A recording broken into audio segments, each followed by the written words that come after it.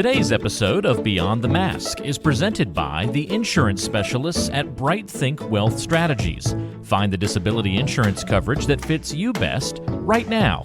Email Robert Smith at rsmithjr@financialguide.com. The show is also made possible by the team at CRNA Financial Planning. Get a free consultation today to be guided through the complexities of investing and financial planning. Just visit crnafinancialplanning.com. We'd also like to thank Helping Hands and OSA EMR for their support of the show. And don't forget, listening to our podcast can earn you Class B credits. For more information on how you can submit them, check out the CE Credit tab on our website, beyondthemaskpodcast.com. Welcome to Beyond the Mask, Innovation and Opportunities for CRNAs, with Jeremy Stanley and Sharon Pierce. We know you spend your day caring for your patient's best interests. On our show, we want to care for you. Join us as we leave the operating room and learn the latest in the CRNA industry. Beyond the Mask starts in 10, 9, 8, 7.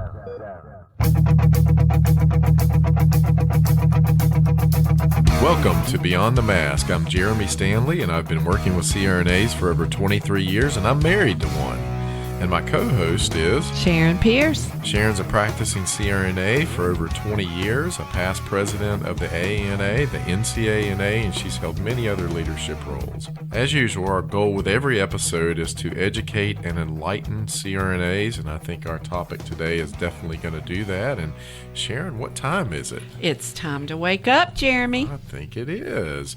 Sharon, this is one of those podcasts that, I'm pretty excited about. We've been talking about this for a while, and I think it's going to be a really good one today. Oh, you have been talking about this for a while, and once I let you two go, I might have to take a water hose to you to get y'all apart.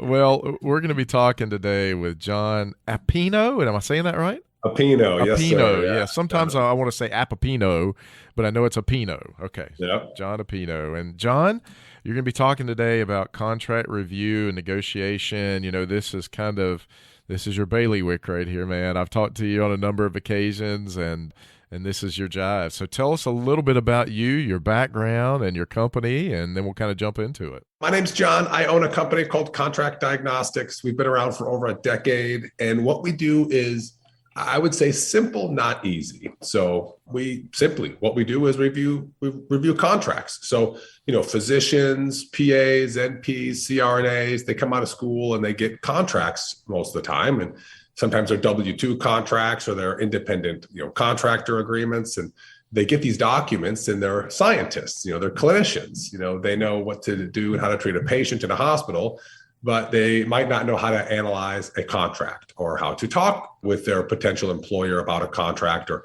what's fair market for pay, or how to negotiate things, or what to do. So we have a company that very simply just takes a look at them and shares with the physician what it says, what it doesn't say, what's standard and not.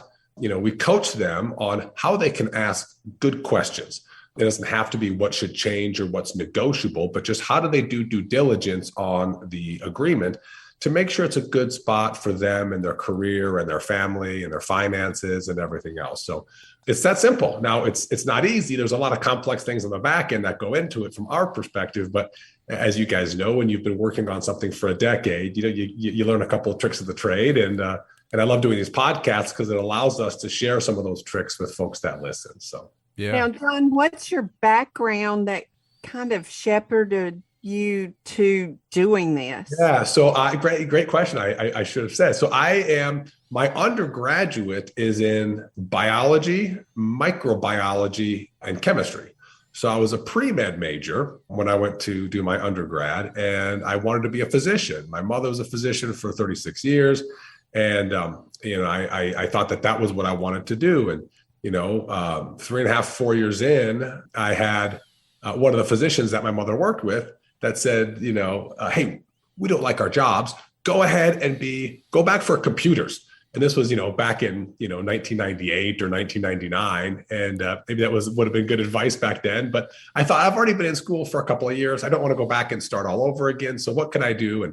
And so I finished my undergrad with a pre-medical focus and ended up not going to medical school. I went and did some work for pharmaceutical and biotech industries around I met a lot of great physicians. We worked on lots of great advertising campaigns. We did lots of contracting and I got exposure to a lot of different areas of medicine outside of patient care. And so as a lot of physician friends of mine, we had, talked late at night over, challenges or pain points that they had with their jobs. And it seemed like a couple of things kept showing up as far as, how they come out of training, how they handle the additional finances that they're given, or that they've worked hard for. How do they manage a contract? How do they manage recruiters and finding a job? And how do they relocate and find a home? And there was all these things. And, I thought that the contracts piece would be interesting because there wasn't really one national company that these folks could go to. So they could look up somebody online or go find a local attorney that may have worked with somebody on a DUI or something. And there was no national brand they could just go to that specialized in contract reviews, that understood compensation and could be a good coach. And so anyways, yada, yada, we created a company. We thought there was a need for it and we found a great niche. So we've got great attorneys that work here. We've got fantastic compensation data. And we just overall don't operate like a law firm, of course. We don't get involved with those types of things, but we're a consulting firm that can guide a physician or a CRNA or a nurse practitioner on their contract and what they need to know about it. Yeah, great. Yeah, I think there's definitely a market out there for that, as you've obviously established. And, of course, our market, and Sharon is a CRNA. A lot of our listeners that are going to be listening to this are going to want to know from a CRNA standpoint, what does that mean? So, we get a lot of questions with that because we have a lot of 1099 folks that come to us on the tax side who might have a contract and they say, who do we turn to for this? I don't know what this means. I mean, I'll give you a perfect story. My wife is a CRNA as well, John, as I've told you, and she had a contract with a company, 1099 company, and she was working and they lost their contract with a medical facility. And, unbeknownst to her, because she didn't run that contract by me, it had a non-compete in there, which was fine. That's standard protocol. But somehow this non-compete led the new firm to believe that they could never hire back anyone who worked at that facility under the company that lost the contract. Yeah. So she loved working there. And according to the folks she was working for, it was only 12 months, but the way the new firm interpreted it was ever. And she has not been able to go back and do any work there at all. And, unfortunately, that's kind of the way it was. And she's not one to kind of push the envelope like me. But, I would have kind of pushed it. I mean, non-competes in North Carolina are probably pretty hard to enforce. But anyway, I digress. But so let's talk about, what exactly is negotiable in a contract and what have you seen out there? Yeah, it's a great question. And I think it's all dependent on the situation. Sometimes we'll see like a W-2 position and they might have benefits. They might have, here's what the retirement plan looks like, or when you can participate, or, here's what we have for medical insurance, or what type of disability plan they might offer at the employer level. And those things are generally not negotiable. They're generally, as you know, plan documents that they've negotiated for a group of employees that the CRNA would fall under. And so sometimes those things aren't negotiable, but there might be something negotiable inside of the benefits, like how much time off they would get. Compensation, depending on the situation, may or may not be negotiable. Sometimes they have here's our blanket policy for everybody. And then sometimes they say, no, we value things like tenure or experience, or maybe a certain type of additional training, or somebody who's willing to do a couple of different locations versus just one location. There might be some things you could negotiate as far as, around compensation. They may be able to negotiate the non-compete, to your point earlier. If they have one, what's the radius and how is it enforced and how many locations is it? And, is there a buyout provision that they could, institute? So the non-compete may be negotiable. There might be something around tail insurance or malpractice insurance and how that's provided and, what happens on termination for that. So, and then of course, there's just what's the expectation around the schedule. So if a CRNA is going to work, a full-time 40-hour week, what does that look like? If they're going to work shifts, how many are those? Is that included in the agreement or not? And is that something that could be negotiable on what the expectations are for particular shift work, or how many they are, or what kind of language would be in the agreement as far as documenting it all. Because, it's one thing to be told what you may or may not do once you get there. It's one thing to have it in the actual agreement, of course. Right. Sharon, I saw you getting ready to ask something there, so I was going to jump in, but I'm going to let you go. So you talked about a lot of different things. What is best to negotiate of all the things that you talked about, and who should you talk to, and give us some feedback and how to ask those questions? And I think it's a great question. And I don't want to keep saying it all depends, but it does depend on the actual the actual story, right? So one thing that I know, there's some organizations where they might take a contract that a CRNA submits, either send it to an outsourced provider, even sometimes offshores, like to the Philippines, they might send it to redline and highlight and send it back to the provider. We don't feel like that's the best thing to do. We have conversations with people because there's that story. So if somebody's moving somewhere for 1 year to support a spouse, as they're completing a fellowship of their own before they move, clear across the country, maybe the non-compete's irrelevant and they could care less. Right. Maybe they don't even care so much about compensation. They care about tail insurance because that could be a significant cost when they might leave. Maybe they don't care that the 401k doesn't start for a year or how much vacation they have because they're just there to check a box for a year as they support their spouse as they finish training. And then, of course, you could have a completely opposite side of that, where you're going to be there forever. And the non-compete does matter because your spouse maybe works in town, or you grew up there and there's a competing group that you feel might be better. And maybe you're not worried about the tail insurance because you plan on retiring from the practice. So each story is a little bit different as far as what's more important. We always tell folks that we work with to look at the contract as kind of like a set rule of expectations. So I sometimes use the example if I'm going to sell my home, and you guys can think of 100 examples on your business. But if I'm going to sell my house, I can say, what are the expectations? Well, on this particular date, I will leave my house, and you will, take possession of it, and you will give me this much money. That's the expectation, right? And now if there's differing expectations, I'm going to leave the drapes, I'm going to leave the TV, I'm going to leave the patio furniture or the barbecue outside. Those expectations are built into the contract. So then if I leave, and I don't leave the barbecue or I don't leave the TV, now they say, hey, wait a second, we agreed to this. And it says right there. And so same thing with a agreement, whether it's for, it's different for an independent contractor as it might be for a W-2, but to make sure that those expectations are clear and a position for a CRNA. And I think, again, it's simple. What's the CRNA going to do? They're going to give the organization their time and their expert opinion. And what is the organization going to do for the CRNA? They're going to provide them with compensation and then maybe benefits depending on what type of deal it is. And those things should be very clear in an agreement. So if the compensation is vague, you'll be paid, per policy. Well, that's not good. We need to know what the policy says. Is it an hourly rate? Is it a shift rate? Is it a salary? Same thing with vacation, right? And then the same thing with the schedule. So, you're working a minimum 40 hours a week. Might not be what you want with minimums. Maybe you want, it says Monday through Friday, 8 to 5, general business hours. Maybe it should say something about call and how much call they're going to take. Mm-hmm. And what happens if somebody steps away from the practice to have a child, or they just quit, they leave, or they retire? What happens if the call pool's 5 people and now all of a sudden it's 3 people because one's out with a baby and one quit?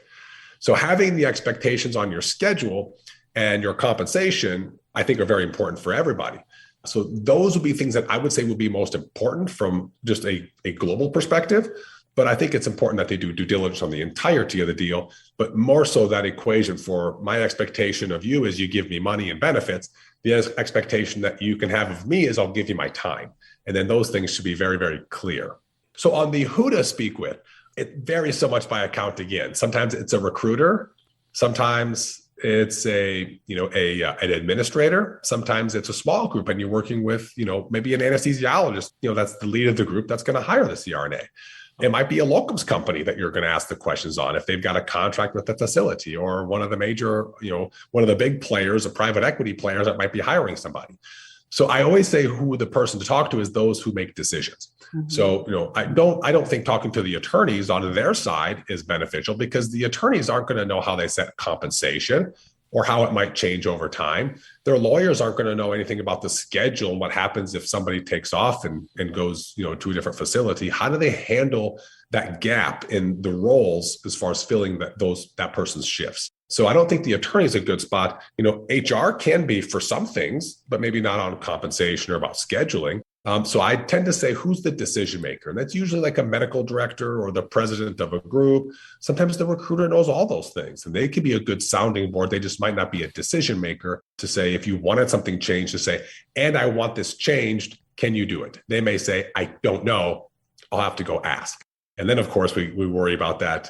I tell the recruiter my story. The recruiter goes and tells somebody else. How accurate is my sales pitch to the recruiter when they give it to whomever the decision maker is? So I think there's a lot of people as the CRNA navigates the account as far as how they do due diligence. But I think that those questions are vital and super important in every situation, whether you're just going to be there for a year and move or whether you're going to be there long term. There's a lot of questions that should be asked of somebody taking a position. Jon, I'm just sitting here thinking, it is dramatically different for someone who's taking a W-2 position versus a 1099 position. And, what I've historically told folks to think about, especially if they're transitioning from a W-2 to 1099, is make a list of bullet points. Number one, what's important to you? Why are you doing this? Why are you transitioning from W-2 to 1099? Just make those bullet points and just put them out. And then those are the important things that, things that are important to you. And I'm listening to you talk and you're saying kind of the same thing, what's important to you? Well, it might be, like you said, that they're just going to be there 6 months or a year. And, they know they're going back to California and they're coming to North Carolina for 6 months or a year. Non-compete within the state doesn't really matter to them.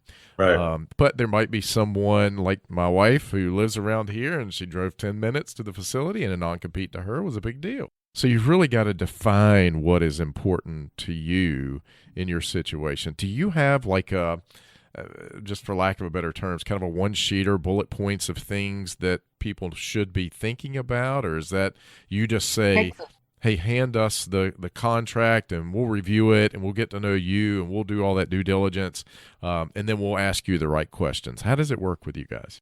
Yeah, we've got a lot of different things that we can share. I can actually send some over to you as far as some of the, maybe things to keep. I think we have like a top 10 list to look out for. I think we have 5 red flag things to keep an eye out for. We have other backgrounders on how to ask benefit questions or how to ask questions regarding compensation. We've got one that talks about the differences between 1099 and W-2 work as far as what they should keep an eye out for. So I can send all that kind of stuff to you guys, and you guys can put it up online or shoot it out to your folks or, publish it online, whatever you want to do with it. But yeah, there are some basic, kind of core things that we feel you'll look out for in terms of like a red flag in an account. But as far as like, how do they, and of course, if there's a red flag, that should definitely be addressed by the CRNA. But as far as like what's important to them, I think it's important to you, to your point, to say, I want to reflect and think, would I rather have more time off or would I rather have more money? Would I rather have more flexibility with my schedule to be with my children if I've got young children? Or would I rather work a ton and pay off some of my student loans or go on more vacations, with extra income or help a family member out or a charity? So I think it's important that they define kind of what their individual goals are as a spouse, as a parent, as a worker, as a, fill in the blank, and then kind of make sure that the contract aligns with those needs. And whether that's based on flexibility and schedule or location, geographical preference, or if it's around compensation or maybe you're very, you want a 1099 job because you don't want a W-2 because you've got, some ideas with how you want to structure your tax situation as an individual, Right. All those things that you guys can help with to be very proactive in some of that, I think is important to know and have each individual CRNA define that for themselves. Actually, that sounds a lot like what you do, Jeremy, but you do it around retirement and those kinds of things. But it sounds like the same questions. And I know it's got to be a struggle sometimes for you guys because people might not know exactly what they want. It's kind of like me in decorating.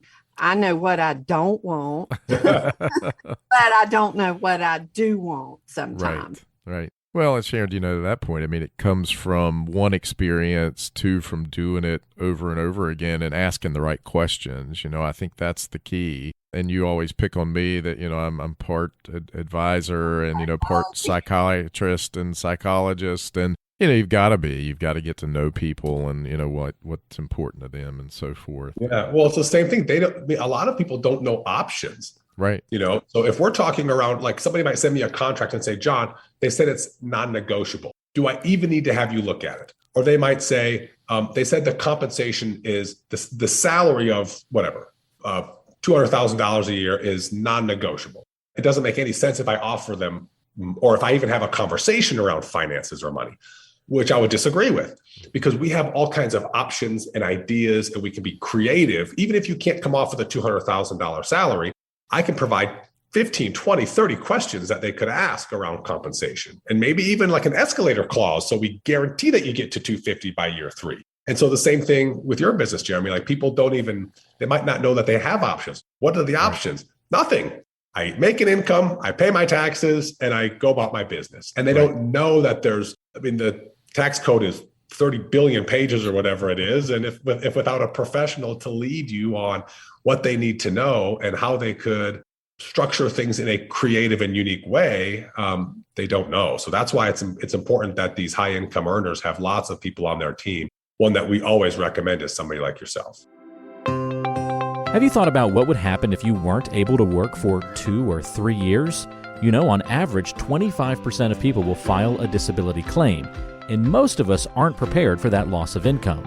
Every CRNA needs to protect their biggest asset, yourself, and your ability to earn with a disability insurance policy. We recommend contacting Robert Smith, a master disability insurance specialist with more than 30 years of experience and 1,800 CRNA clients, to find the coverage that fits you best. The best way to do that is to send him an email at rsmithjr@financialguide.com. That's rsmithjr@financialguide.com. Or call him at 504-394-6557.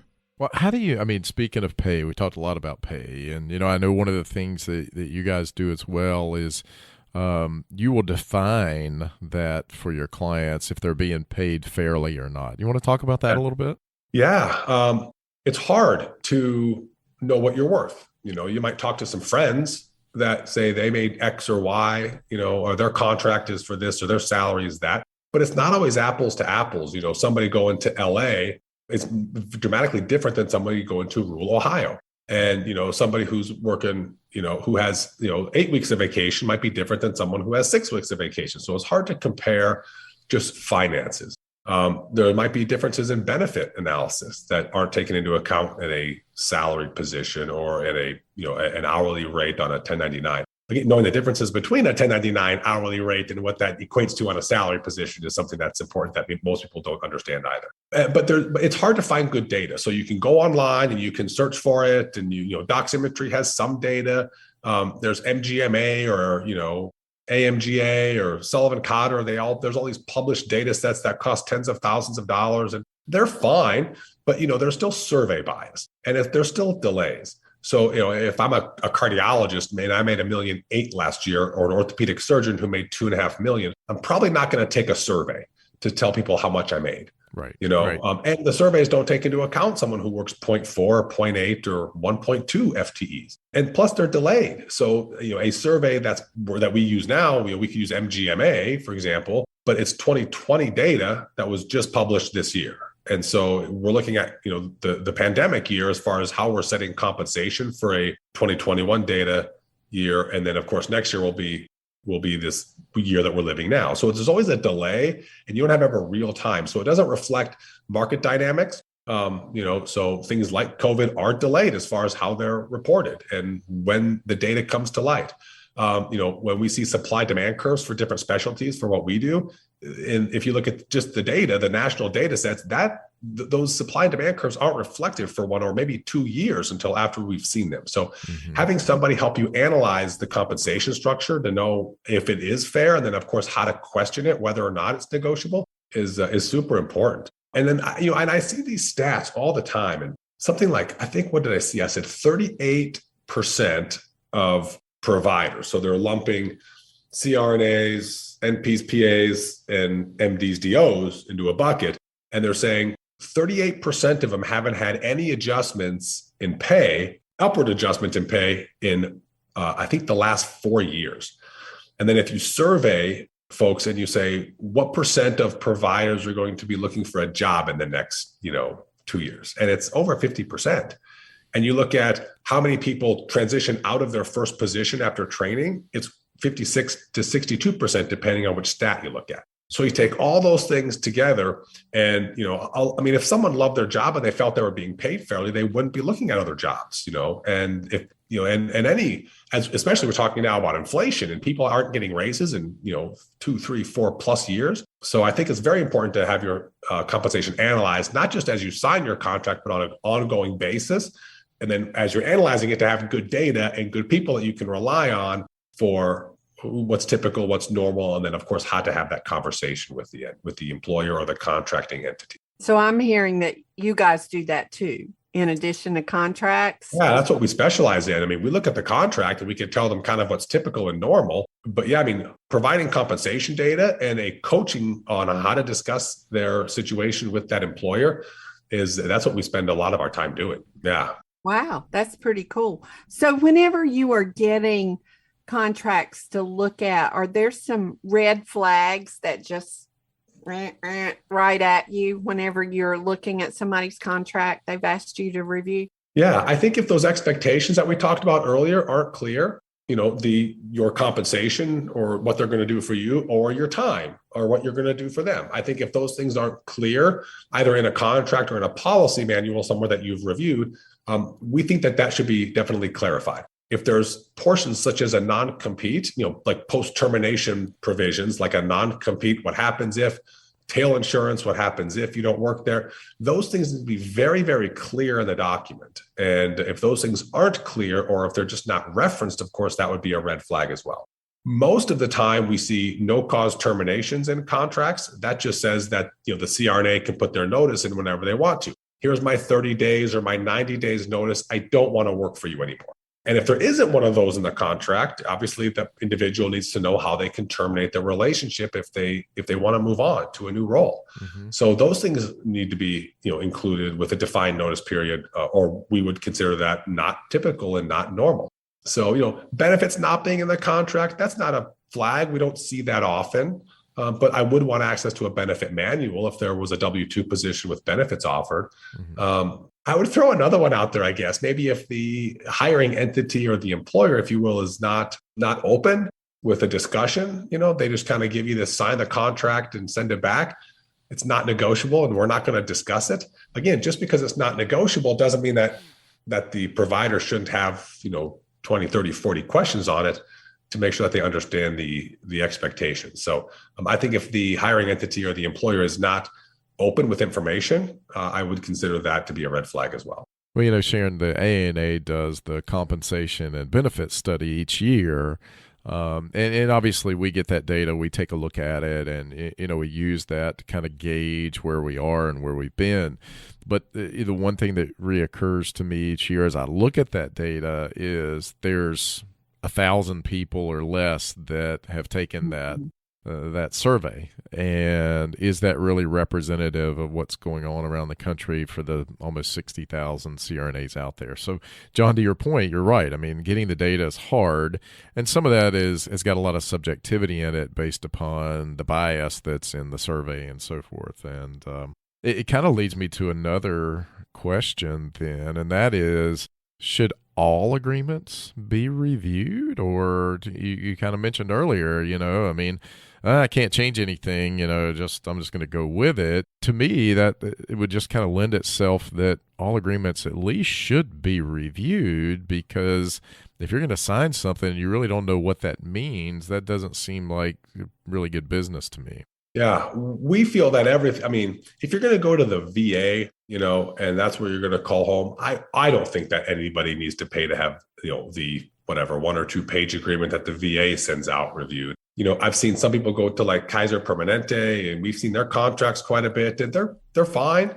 I don't know that they need to have those reviewed, but there are also a couple of things in there that we would point out to a physician, but they definitely don't take us as long as a typical contract review. But I think everything else should be reviewed, whether it's a 3-page, letter from an academic center, or whether it's a, 7 to 35-page contract, whether a W-2 or an independent contractor deal. These CRNAs, they're going to make millions of dollars over their career. And to sit there and think I shouldn't pay a couple of $100 to get some good questions to see if this is a good place to land my skill set, I think they're just missing. I think, and there's also risk, right? You talked about, the ability of not to work if there's a non-compete, or if something's not clear, or maybe you didn't ask, maybe it's clear to you, you think it's clear in the agreement. One person interprets it a different way, the other person interprets it a different way.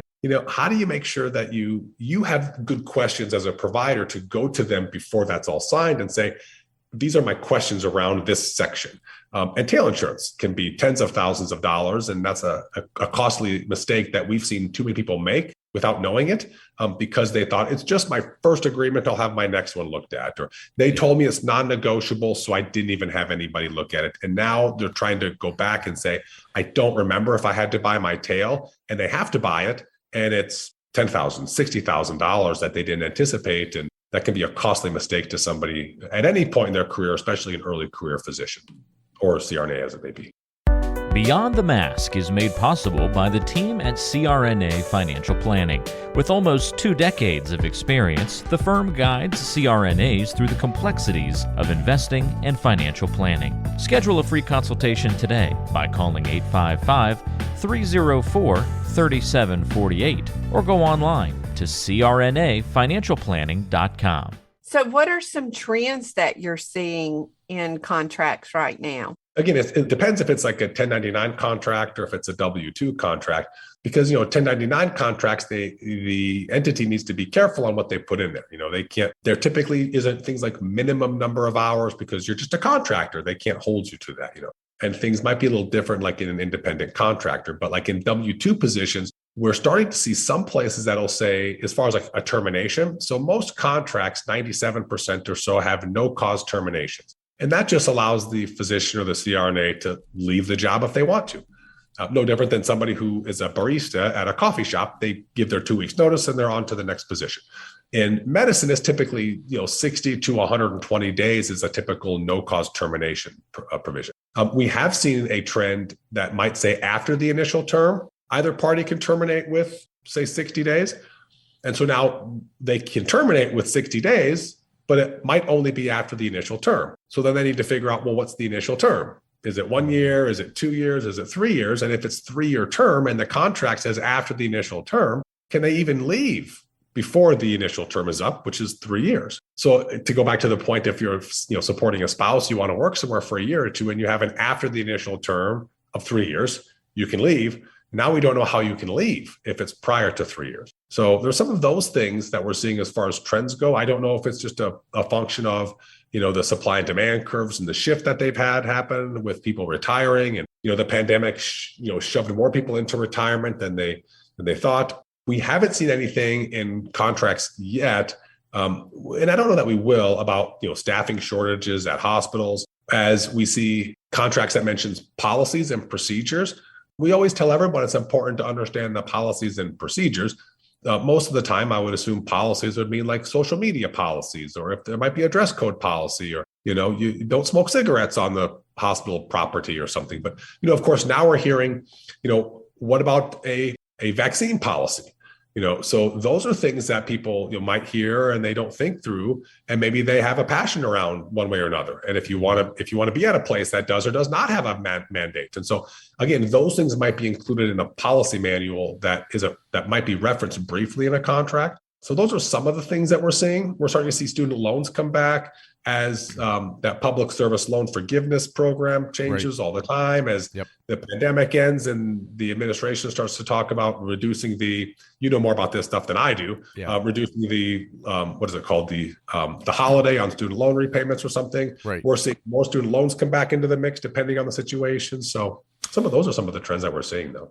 Yeah. And I would say, where we are today, I think that also one of the things that we see is a lot of times when you're interviewing for a new position, you don't want to alienate the person that you could potentially be working for. So I've heard CRNAs say, I just don't want to push back on this. And, I really want this job. And, I've seen them sign things that they probably shouldn't have. And, I think, especially in this environment, when we've got this supply-demand imbalance, CRNAs out there should know that really, in most cases, the CRNA or the physician is in the driver's seat because there is a shortage out there. And you should be looking after yourself, and you should be doing these things. And Jon, to your point, I think what you guys charge for what you do is much cheaper than I could send someone upstairs in my building and have this prestigious law firm that's in our building take a look at their contract.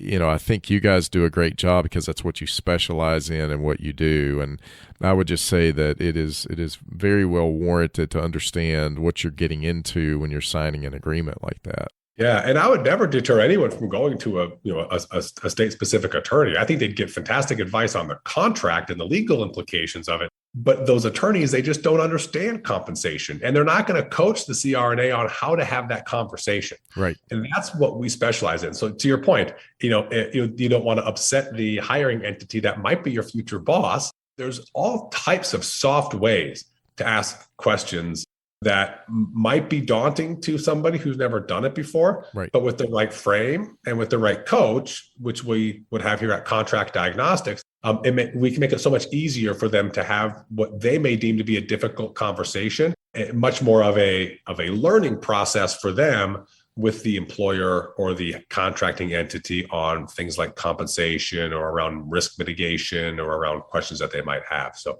yeah, it's as you know, it's not only what you ask, but how you ask. Correct. And that's what we love doing, is coaching people on the how do you ask as far as our process goes. So you've talked about kind of a cost structure a couple of times. How much would a CRNA have to pay to have a contract reviewed? And I know that's variable based on but just a ballpark. Yeah, well, everything that we do is flat priced here, and so our most popular package is a little over $700. And they get compensation data, they get phone calls with us, they get access. So as they have that conversation, we don't charge them, 15 minutes or of a whatever hourly rate when they email us.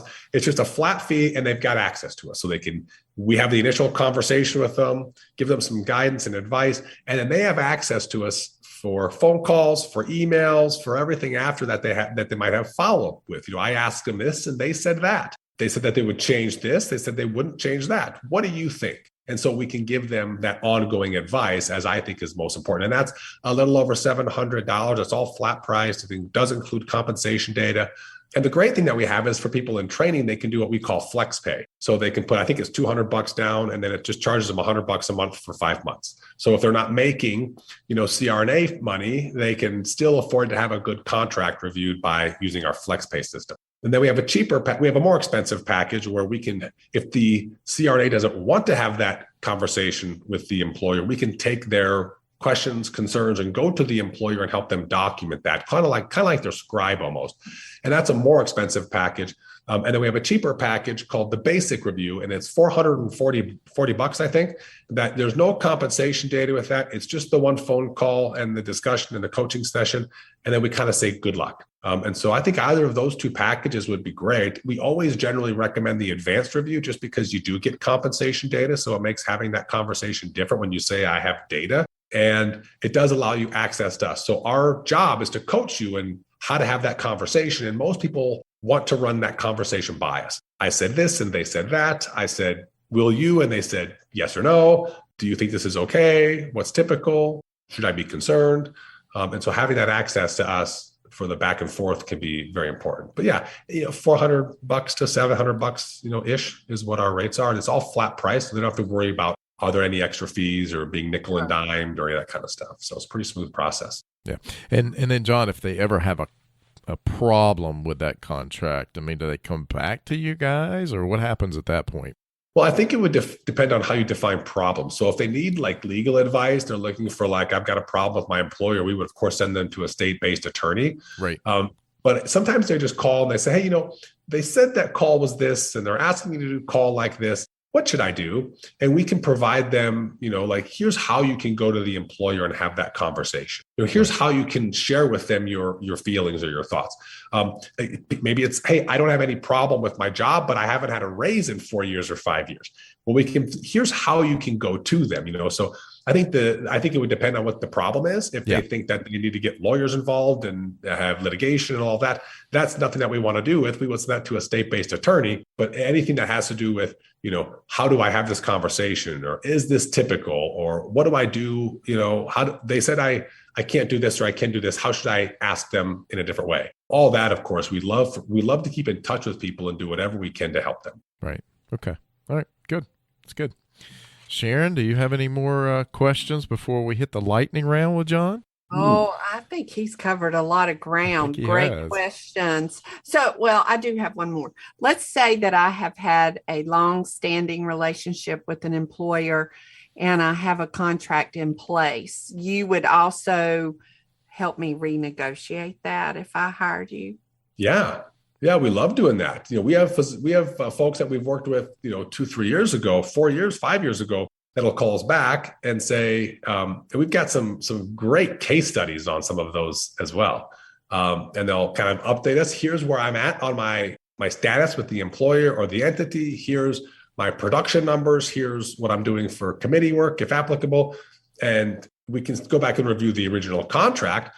If they're not offering addendum, sometimes an employer will offer an addendum, and maybe the contract stays the same. They just change 2 or 3 sections, maybe around compensation and something else. But yeah, we love to do those. Those are fantastic. And we've got some very good success stories as far as, helping a physician obtain a big jump in raise depending on, their situation. So. One more question. And this might put you on the spot just a little bit, but I'm sure that you're compiling your data points based on people that you service. Yes. So whenever I was AANA president, we had gotten the data that a male CRNA makes $18,000 a year on average more than female CRNAs. So do you factor that into your conversations with female CRNAs, knowing that most of us will devalue ourselves, I guess you could say? Yeah, great question. In our slide deck that we give presentations to, schools, residency programs, associations. And in our slide deck, we have a few slides around being paid fairly, whether it's male, female, or whether it's, you're on an immigration waiver or you're a U.S. citizen. And so, yeah, we've got some really good information and statistics on it. I hadn't seen the CRNA one. That's interesting. I'm not surprised. But yeah, again, we think everyone should be paid fairly, and we would coach everyone to have a conversation around compensation.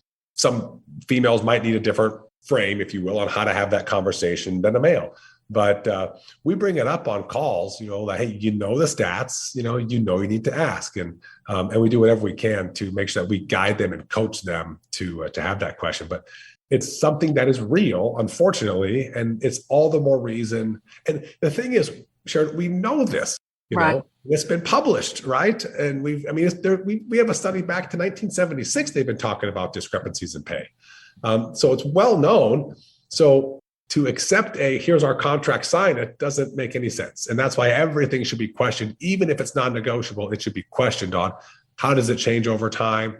When was the last time it changed? What metrics are looked at when they change compensation? Et cetera, et cetera. All those are great questions without even asking for more money. So right. Well, I always say that the answer is always no if you don't ask. There you go.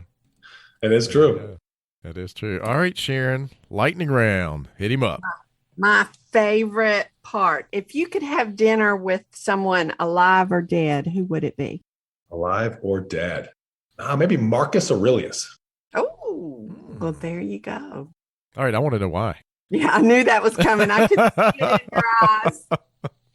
I think it'd just be fascinating.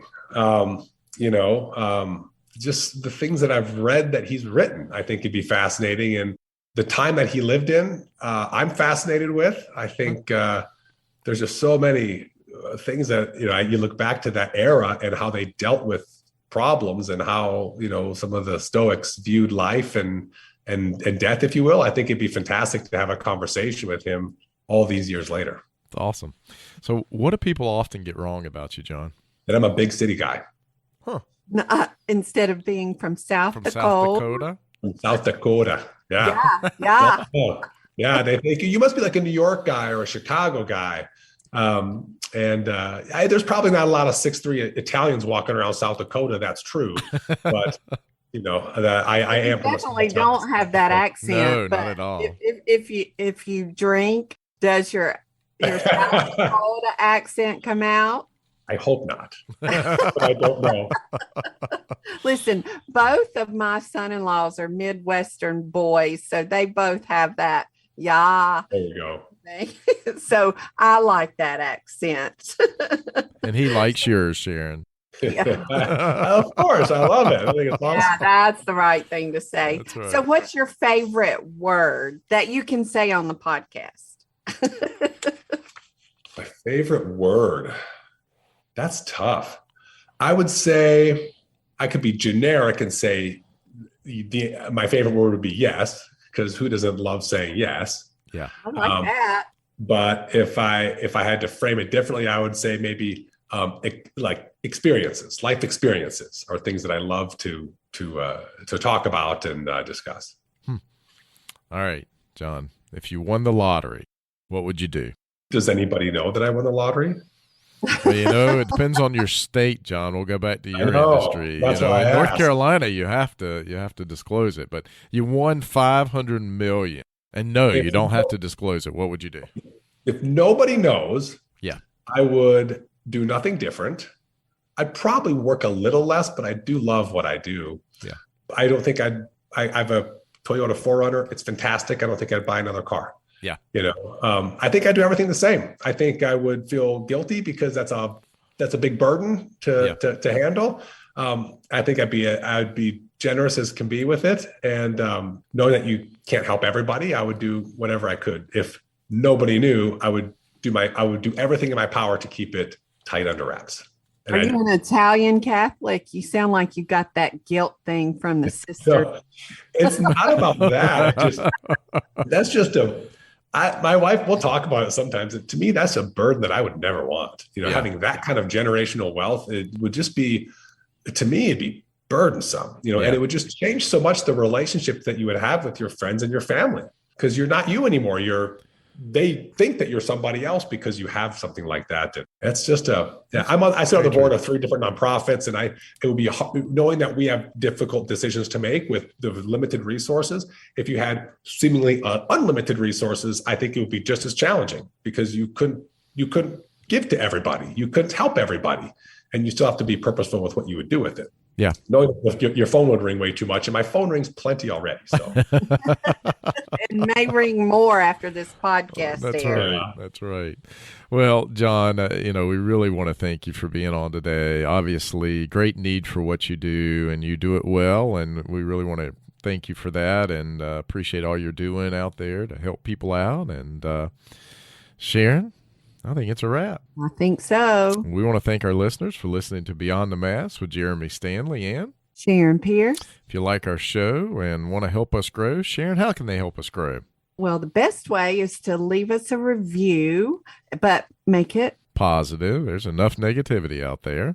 absolutely. Tell all your friends about us. Share the podcast. And we are in the top 50 medical podcasts in the country. And we want to go to what, Jeremy? I say number 1, Sharon. Yeah, well, we got to go past 10. Yeah, that is true. That is true. But I'm going to go from 50 to 1. I don't even want to stop at 10, Well, see, I'm from the era where being a 10 was a good thing. So. Oh, there you go. There you go. I like that. That was a good one. All right. Until next time. It's a wrap.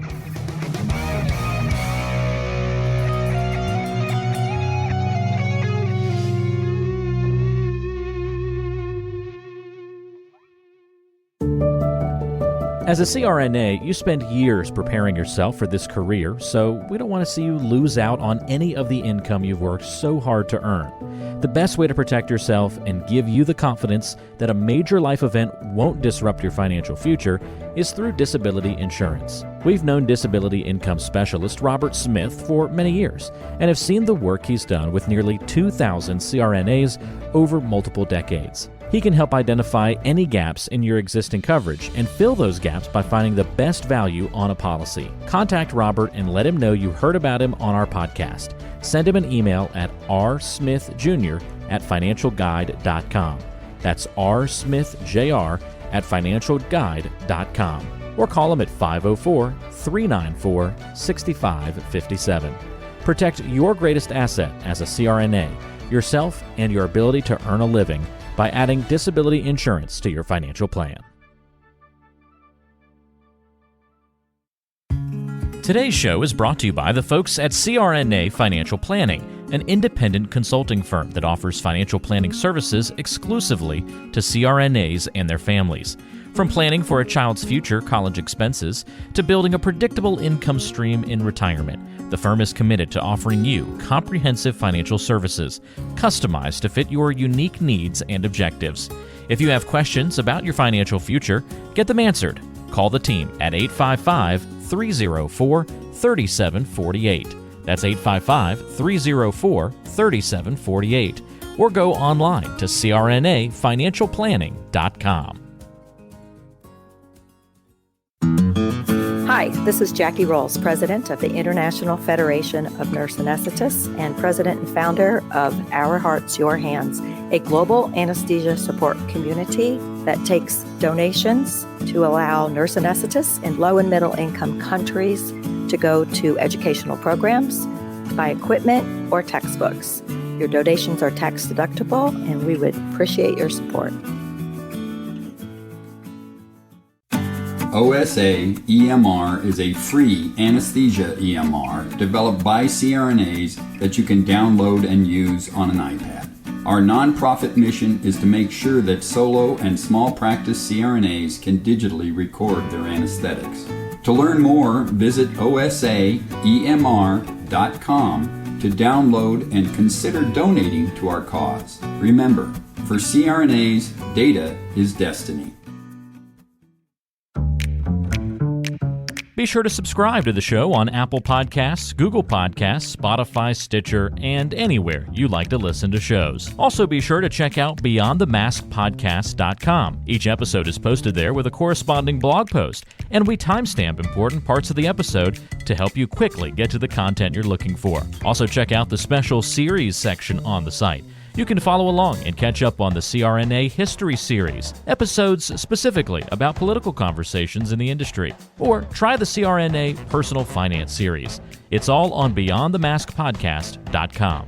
And if you have a question for the show or want to be a guest, or even suggest a particular topic, fill out the contact form on the site or send an email directly to us at info@BeyondTheMaskPodcast.com. And lastly, let's take the conversation social. Check out our Beyond the Mask podcast Facebook page and Facebook group.